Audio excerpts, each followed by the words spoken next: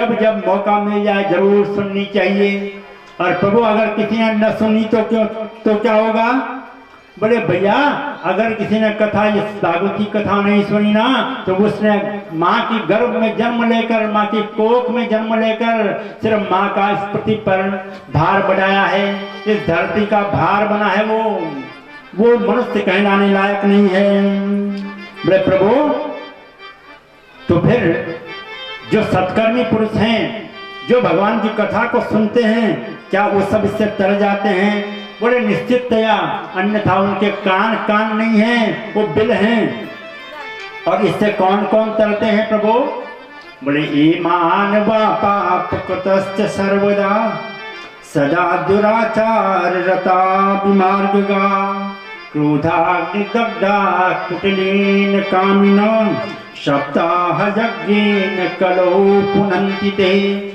कलिकाल में जो सब लोग ये मानवा पाप कृतश्च सर्वदा, हमेशा पाप कर्म में जो लोग रत रहते हैं, सदा दुराचार रता बीमारिगा, जो दुराचारी हैं कैसे भी हों, बोले उन सब का उनको सबको पुण्य की प्राप्ति होती है, वो पाप कट जाते हैं। पर भैया बोले पाप तो कट जाते हैं, क्या उसके बाद कोई पाप नहीं लगता? बोले जैसे हम सुबह भी खाते हैं ना और शाम भी खाते हैं, तब तक के पाप तो उनके कटते हैं, पर जब तक उनका जीवन है तब भी तो अनेक पाप होते रहते हैं, तब कैसे कटेंगे? बोले सदा से व्या श्रीमद् भागवती कथा। जैसे हम सुबह भी भोजन करते हैं, फिर शाम को भी तो चाहिए, या थोड़ा सा जीवन भर खाने तो लग जा। और एक दिन खाया बोले कुछ जाने कत्ते क्विंटल खाया ली, पर एक दिन कोई दर्द हो गया क्विंटल खाई जाओ तो नहीं खाया दो। इसलिए भैया एक दिन नहीं, सदा से प्यास श्रीमन श्री राम राघव रघुबर से प्यारे नाथ नारायण वासुदेव। गुरुदेव क्या कोई ऐसा भी है जो पापी भी इस कथा को सुनने से तर गया हो? बोले हाँ,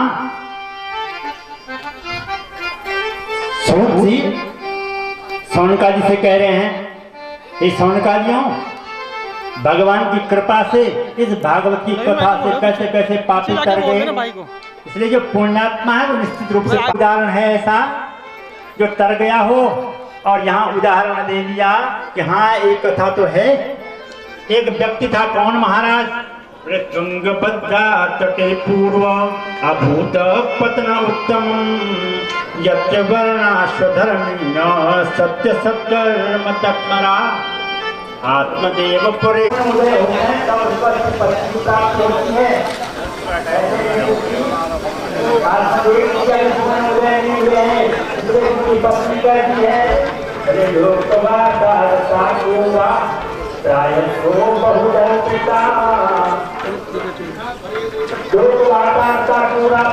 ठीक है ना, जैसे पंडित जी है तो सही थोड़ा योगा अपने लगाओ और जो आराधनाएं कर रही है पूरा दूरी है बहुत जल्दी का, अगर बहुत बोलने वाले बहुत जल्दी का हर समय चुपता नहीं हुए, जिसके बाद कभी टिप्पणी हुई अपनी पुस्तकाल की बनती है हर घर का काम हर समय प्रयास काम भी करने को है।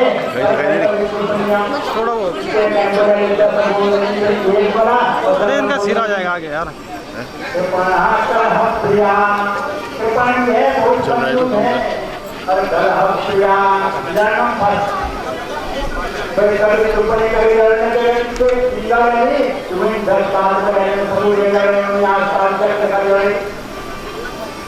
और कैसी है वो? बोले ऐसे कई लक्षण है, उसके कई लक्षण होता है।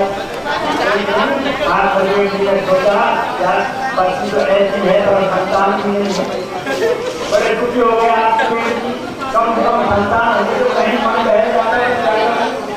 आपको जीवन भर उसके साथ रहना है। बड़े दुखी हो गए, सोचा कि साथ खाएगा बच्चियों का। अरे मेरी संतान तो है ही नहीं, कहाँ होता है बादल को कम किए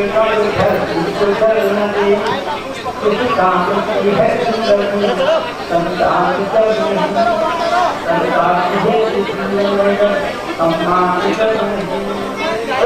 सम्मान रहो, संतान रहो, कोई नहीं कभी पत्नी सम्मान करती नहीं है, संतान भी है नहीं, ऐसा जीवन में रह के फायदा का है।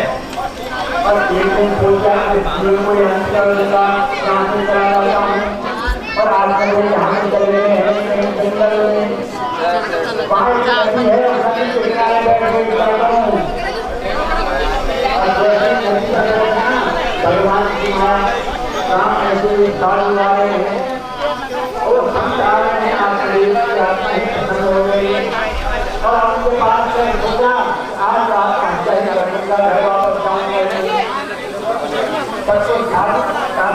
के पास आए और उन्होंने पूछा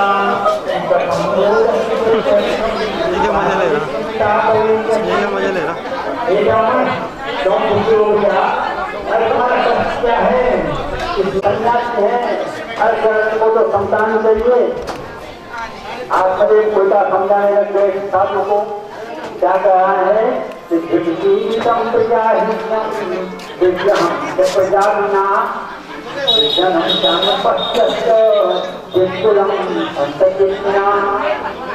महात्मा आप ज्यादा ग्रस्त का जीवन विचार हो जाता है, जीवन के जीवन में संतान नहीं है जाएगा।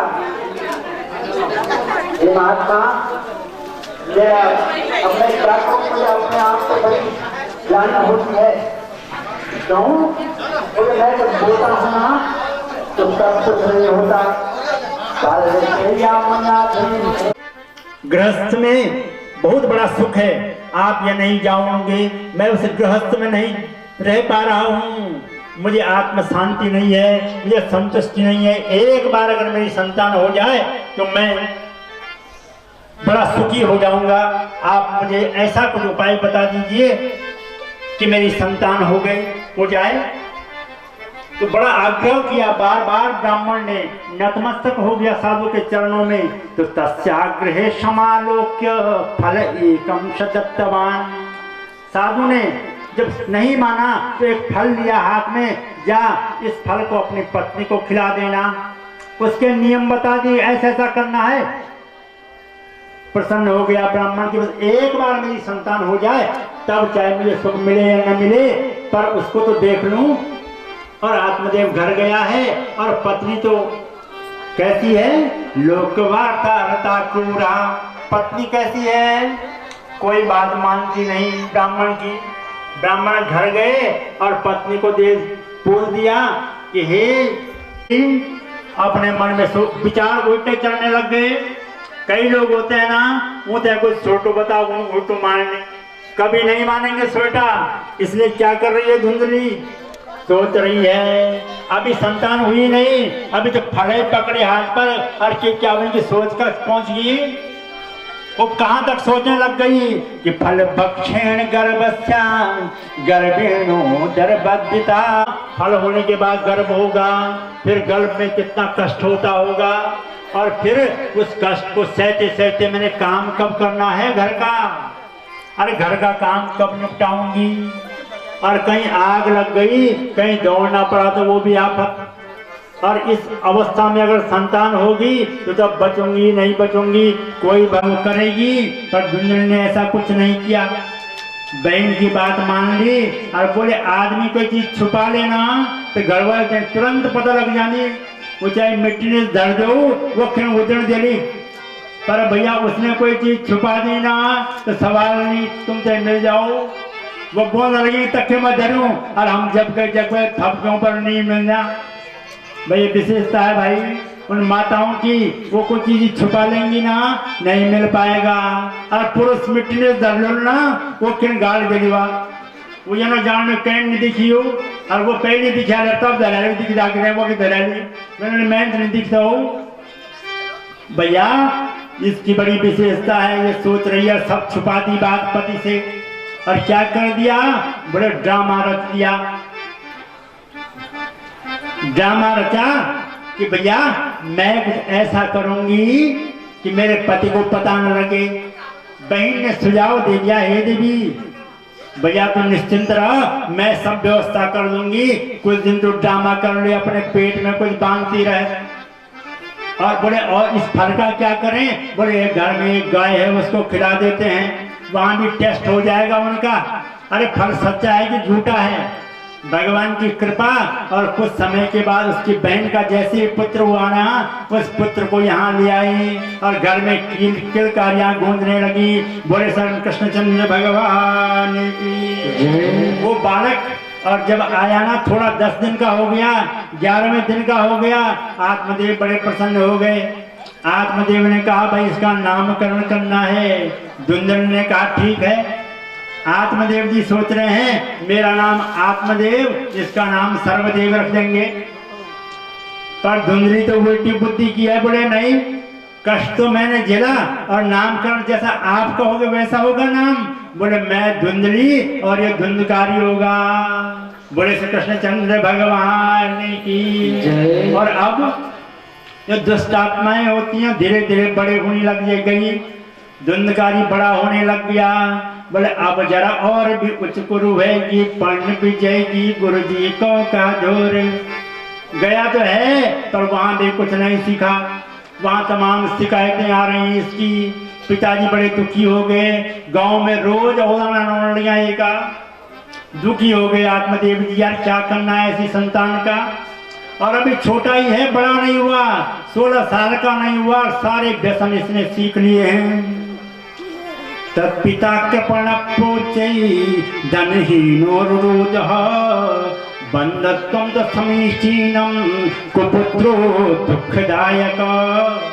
पिताजी सोच रहे हैं आत्मदेव यार कितना बढ़िया बोल दिया था उस साधु ने कि ऐसा मत कर, ये संतान तुझे सुख नहीं देगी, दुख देगी। आत्मदेव मैं उस दिन नहीं माना, आज पश्चाताप हो रहा है, रिमोर्स कर रहे हैं, क्या होगा पश्चाताप। पश्चात जो ताप होता है, कोई काम करने के बाद वो पश्चाताप है। आप बड़ा दुख हो रहा है आत्मदेव जी को, और बड़े दुखी मन से सोच रहे हैं क्या फायदा, उसी दिन जा रहा था संन्यास में, अब जाना पड़ेगा। दुखी हो गए। और यहाँ धुंधकारी के बाद 2 महीने बाद दूसरा बालक पैदा हो गया, उसका नाम गोकर्ण रख दिया। बोले गोकर्ण जी महाराज की। जो फल खिलाया था ना गाय को, वो गाय का भी एक बच्चा हो गया, कान जैसे उसके बाद उसके कान हैं गाय जैसे, इसलिए उसका नाम गोकर्ण रख दिया है।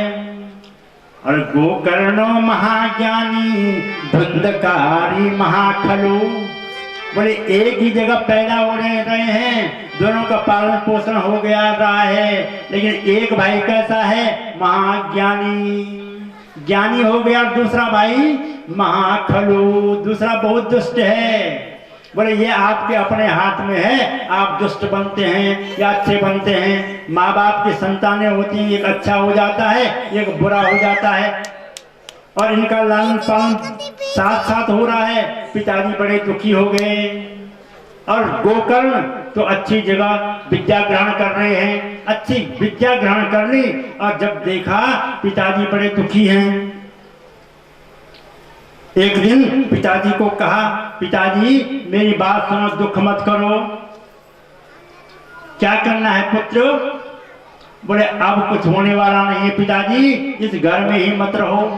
तो क्या करूं? से गोकर्ण गीता कहते हैं भागवत में, अपने पिताजी को उपदेश दिया 2 श्लोकों में।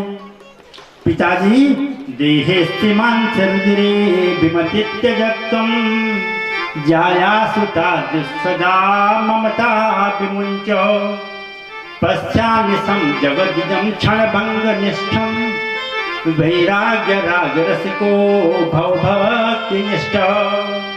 पिताजी इस देह शरीर में रखा क्या है, इस पे इतना मुग्ध क्यों हो रहे हैं आप? इसकी ममता को छोड़ दो पिताजी। जाया सुता जिसता, आपकी ममता पत्नी में है, पुत्र में है, ये कुछ देने वाले हैं नहीं है। और जब तक इस गृहस्थ में रहोगे ना पिताजी, इसमें किसी को सुख नहीं मिला। जब खराब गृहस्थ हो, अगर सुख पूछने जाओगे, बड़े पिताजी इतना सुखी संसार में कोई नहीं है। कोई तन दुखी, कोई मन दुखी, और कोई धन बिन रहते उदास। थोड़ी थोड़ी सब दुखी, सुखी राम के दास। पिताजी इतना सुखी कोई नहीं है। न सुखम इंद्र राज्यस्य, न सुखम चक्रवर्तिना, सुखम एव विरक्तस्य मुनिरेकांतवासिना। ए पिताजी, अगर मेरी बात मान लो, अगर इंद्र को भी पूछो तो इंद्र को भी दुख है, ब्रह्मा जी को कष्ट है, भगवान विष्णु को भी कष्ट है, सब कष्ट झेल रहे हैं। संसार में पूर्ण सुखी कोई नहीं है। इसलिए सबसे बढ़िया है वैराग्य ले लो, इस ममता को छोड़ दो। और यहाँ से भेजा है, आत्मज्ञान हो गया गोकर्ण जी को। और उस आत्मज्ञान को जैसे आत्मदेव जी के पास कहा, आत्मदेव जी ने कहा बेटा यही बात उस साधु ने मुझे बताई थी, पर मैं नहीं माना। उसने कहा पिताजी आज मेरी बात मान लो। और गोकर्ण जी महाराज यहाँ से ये बात कही, अपने आप विद्यार्जन के लिए चले गए। और पिताजी ने कहा अब ऐसा ही करना पड़ेगा। घर छोड़ दिया और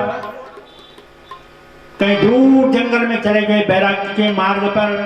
अब घर में क्या था, धुंधली और धुंधकारी ही बच गए।